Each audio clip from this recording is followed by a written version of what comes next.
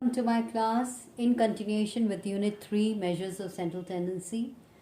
We are continuing on with arithmetic mean. We have finished with two series. That is, we talked about the individual series and all the three methods: direct method, shortcut method, and step deviation method. And we also did the discrete series in the last class, in which we calculated the simple mean in the discrete series with the help of a direct method. We use the shortcut method and the step deviation method. And in this class, what we are going to do is we are going to calculate the simple mean in the continuous series. So we are going to do it in the continuous series. So here, let me just write continuous series. So it is in the continuous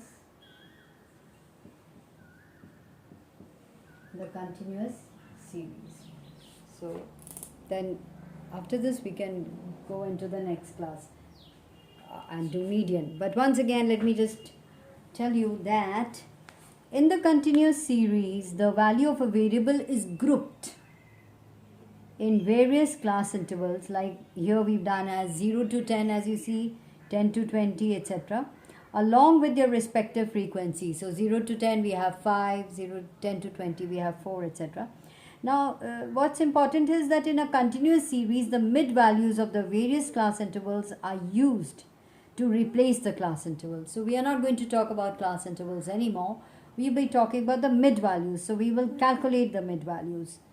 And as I've written, it is the lower limit plus the upper limit of the class interval divided by 2. So we take the average. So once we do that, the remaining process of calculating arithmetic mean is the same as what we did in the discrete series. Okay, so it should be clearly understood that the midpoints of each class interval is assumed to be the average of the values of all the frequencies falling within that class interval.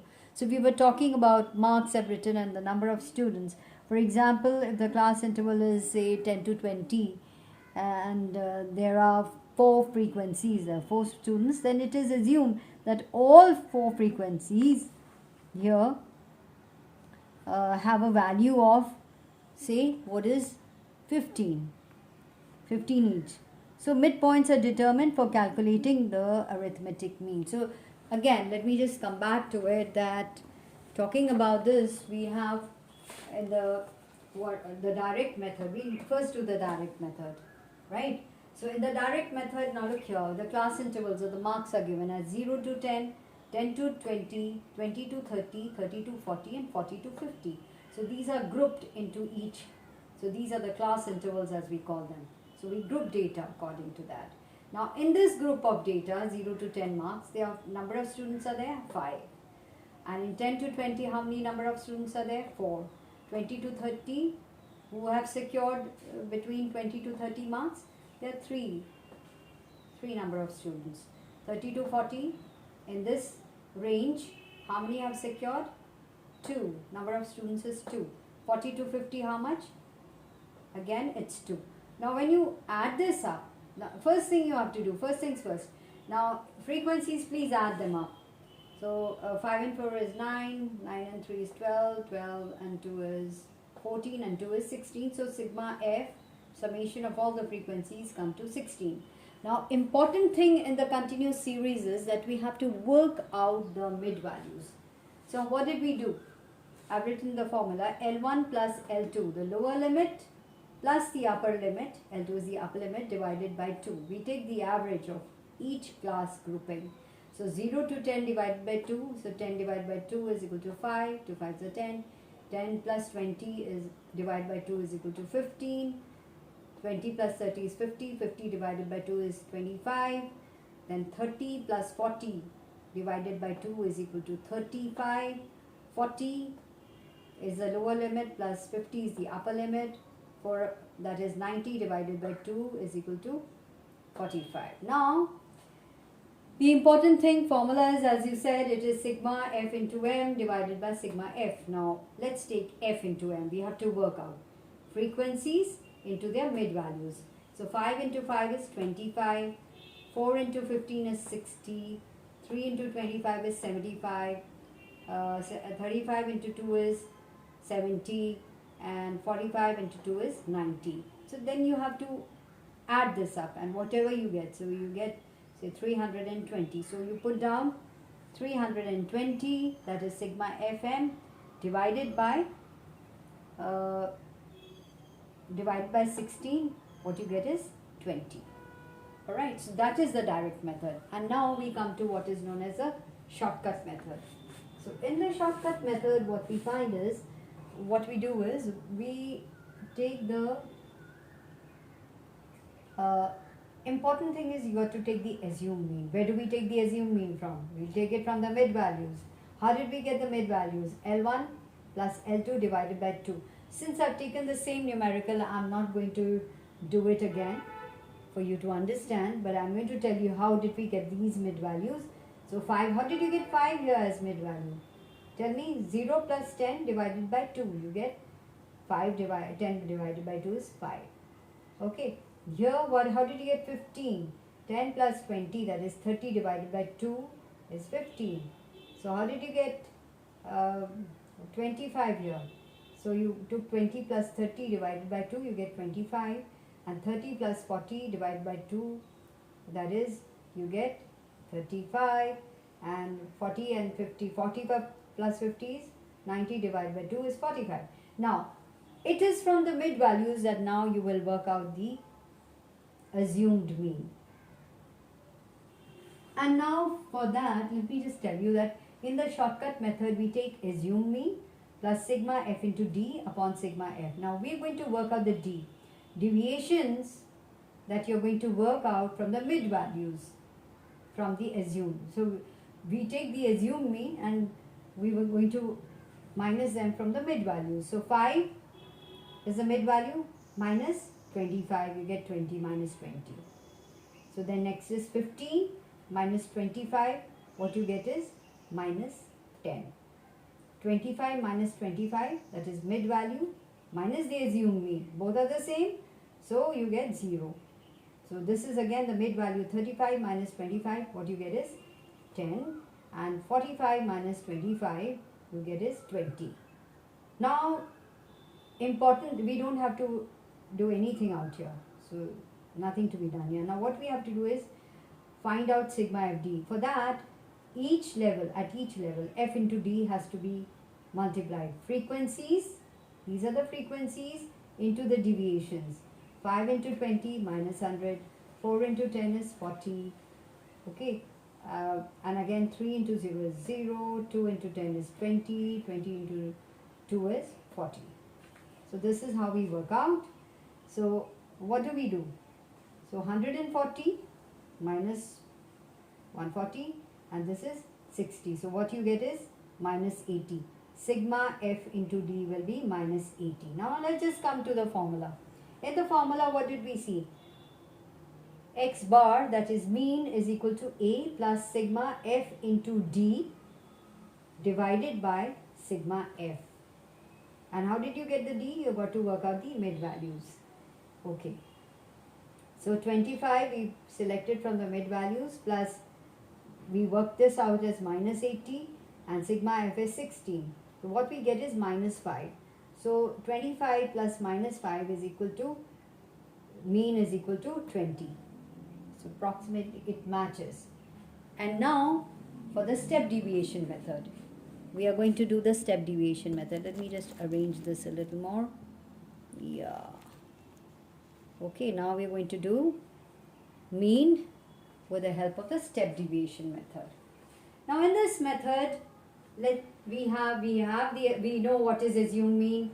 We know what is sigma f. Here we have to work out the d dash. Important thing is d dash. Now how do you work out the d dash? Now what we do is, we take d, m minus a is d divided by c. That is d dash. So d dash is, we've already worked out d. What did we get the d? Mid values minus the assumed mean. So that is how we got the d, and we will then divide it by a common factor which is divisible by all of these. So let's just take class interval 0 to 10, frequencies there, we found out the mid values. Now in this, what did we do? D is minus 20. How did we get minus 20? Remember 5 minus 25. Then how did we get minus 10? It is 15 minus 25. Okay, how did we get 10? Again, it is 35 minus 25. How did we get 45? How did we get 20? It is 45 minus 25. So this is how we get. Now this we are going to divide by 10, which is divisible by all. So minus 20 divided by 10 is equal to minus 2. Minus 10 divided by 10 is equal to 1. And of course 0. That is, then what we have is 10 upon 10. And then this is like 0 on 10 is equal to. So this is how 20 divided by 10 is equal to 2. Now the important thing is f into d. F into d dash. So we worked out the d dash. We don't have to do anything here. We have done sigma f. We are going to now try to get sigma f into d dash. So how do we do it? So what we do is we take f, that is frequency, into d dash. 5 into minus 2 is equal to minus 10. Then the next frequency is 4. 4 into minus 1 is minus 4. 3 into 0 is 0. 2 into 1 is 2. 2 into 2 is 4. So then we got to now calculate this. So minuses, we have more minuses. It's like minus 10 and minus 4. So what do we plus it up and we get? So this is like, put a sign as minus 14. Okay, minus 14.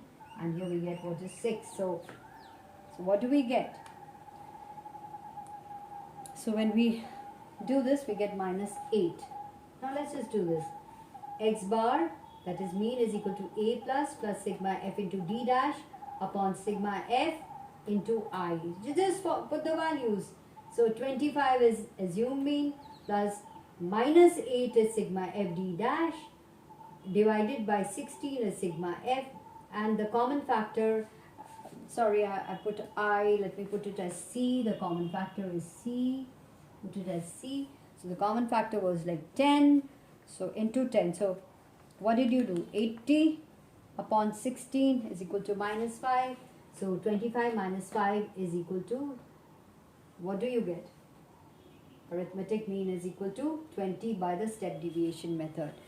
Now as we see that we've done the continuous series, we finished with mean now in all the 3 series with all the 3 methods. And it's very important for us to know the direct method, because when we are doing, especially when we are doing standard deviation, generally we do take the direct method.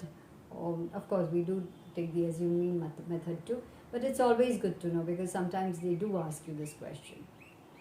So with that, again, let me remind you that it is, go through this, use the same data and do these numericals, but it is important that you open your books, could be your NCERT or any other book that you're referring to, go to the exercises, see what they are, and based on what you've learned, this is the method of how to do it.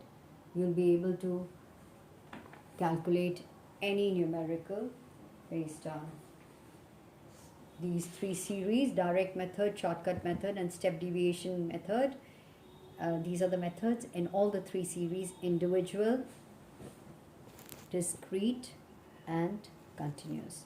And with this, in the next class, I'm going to do the other measure of central tendency, and that is median.